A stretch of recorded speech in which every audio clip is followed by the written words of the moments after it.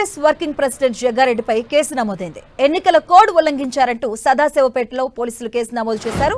ఉదయం సదాశివపేటకు వెళ్లిన జగ్గారెడ్డి చాంద్ బాయ్ హోటల్లో వృద్ధులు పేదలకు డబ్బులు పంపిణీ చేసినట్టుగా ఆరోపణలొచ్చాయి. దీంతో సమాచారం అందుకున్న పోలీసులు అక్కడికి చేరుకుని జగ్గారెడ్డిని అడ్డుకున్నారు. ఎన్నికల కోడ్ ఉన్న నేపథ్యంలో ఒక పార్టీ వర్కింగ్ ప్రెసిడెంట్ ప్రజలతో సమావేశం కావడంతో కేసు నమోదు చేసినట్లుగా సదాశివపేట పోలీసులు తెలిపారు.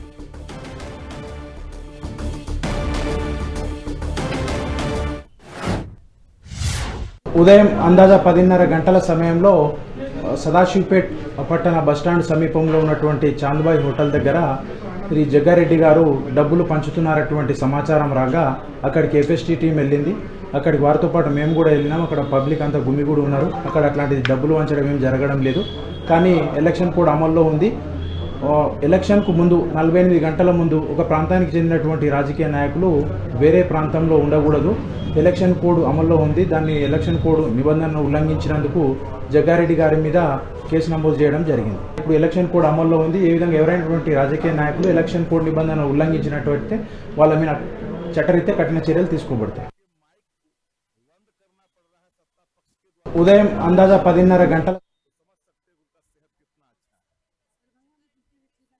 తెలుస్తుంది. దానికి సంబంధించిన పూర్తి అప్డేట్స్ మా కరెస్పాండెంట్ పివిరావు అందిస్తారు. PV Rao, Madhavi, TPCC working president జగ్గారెడ్డిపై సంగారెడ్డి జిల్లా సదాశివపేట పోలీస్ స్టేషన్ లో కేసు నమోదైనట్టు సిఐ వెంకటేష్ కొద్దిసేపటి క్రితమే తెలియజేశారు. ముఖ్యంగా ఆయన ఈ రోజు ఉదయం సంగారెడ్డిలో బయలుదేరి సదాశివపేటకు వెళ్లారు. సదాశివపేటకి వెళ్లే ముందు కూడా సంగారెడ్డిలో అందువే బైక్ మీద వెళ్తూ మార్గ మధ్యలో చెప్పులు కుట్టుకునే రోడ్డు పక్కన ఉన్న వ్యక్తిని చూసి అక్కడ ఆగి అతను మీ వ్యాపారం ఎలా నడుస్తుంది కుశల ప్రశ్నలు వేసిన తర్వాత తన ఒక 50,000 రూపాయలు తీసి అతనికి ఇవ్వడం జరిగింది. దాని తర్వాత సదాశివపేట వెళ్లారు. సదాశివపేట రెగ్యులర్ గా ఆయన సదాశివపేట వెళ్ళినప్పుడల్లా ఒక హోటల్లో టీ తాగి రావడం అనేది ఒక అలవాటుగా ఉండేదని చెప్తున్నారు. ఆ టీ తాగి బయటకు వచ్చిన క్రమంలో జగ్గారెడ్డి వచ్చాడని తెలుసుకున్నటువంటి చుట్టుపక్కల ఉన్నటువంటి పేదలు ఎవరైతే ఉంటారో వాళ్ళు వృద్ధులు అందరూ కూడా అక్కడ చేరుకున్నారు. సహజంగా ఈయన వృద్ధులు పేదలు కనపడ్డప్పుడు జేబులో డబ్బు తీసి పంచడం అనేది చేస్తుంటారు. ఈ రోజు కూడా ఆయన అట్లా చేశారనేది సమాచారం ఉంది. కానీ పోలీసులు దాన్ని నిర్ధారించడం లేదు. కేవలం ఎన్నికల కోడ్ను ఉల్లంఘించేందుకే ఆయన ఇక్కడ నుంచి మేము పంపించి వేసాము, సంగారెడ్డి పంపించేసాం, అక్కడ ఉన్నటువంటి వాళ్ళందరూ కూడా చెదరగొట్టాం తప్ప అక్కడ డబ్బులు పంచడం మాకైతే సమాచారం ఏం లేదని కూడా పోలీసులు చెప్తున్నారు. కానీ అక్కడ మనకి అందుతున్న సమాచారం ప్రకారం అయితే అక్కడికి వచ్చిన వృద్ధులకి వాళ్ళందరూ కూడా సహజంగా రెగ్యులర్ గా ఏదైతే డబ్బులు పంచారో అది పంచినట్టయితే సమాచారం ఉంది.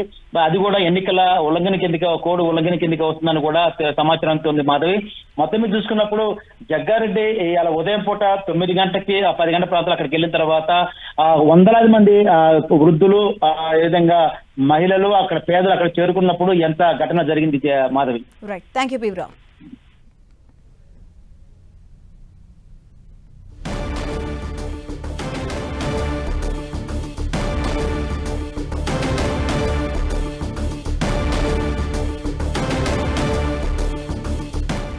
సదాశివపేటలో కాంగ్రెస్ వర్కింగ్ ప్రెసిడెంట్ జగ్గారెడ్డిపై కేసు నమోదైంది. ఓటర్లకు డబ్బులు పంచుతున్నారన్న అభియోగాన్ని చెప్తున్నారు పోలీసులు. కాంగ్రెస్ వర్కింగ్ ప్రెసిడెంట్ జగ్గారెడ్డిపై కేసు నమోదైంది. ఎన్నికల కోడ్ ఉందంటూ జగ్గారెడ్డిని అక్కడి నుంచి పోలీసులు పంపించడం జరిగింది. సదాశివపేటలో కాంగ్రెస్ వర్కింగ్ ప్రెసిడెంట్ జగ్గారెడ్డిపై కేసు నమోదైంది. ఎన్నికల కోడ్ ఉల్లంఘించారంటూ జగ్గారెడ్డిపై కేసు నమోదు చేశారు సదాశివపేట పోలీసులు.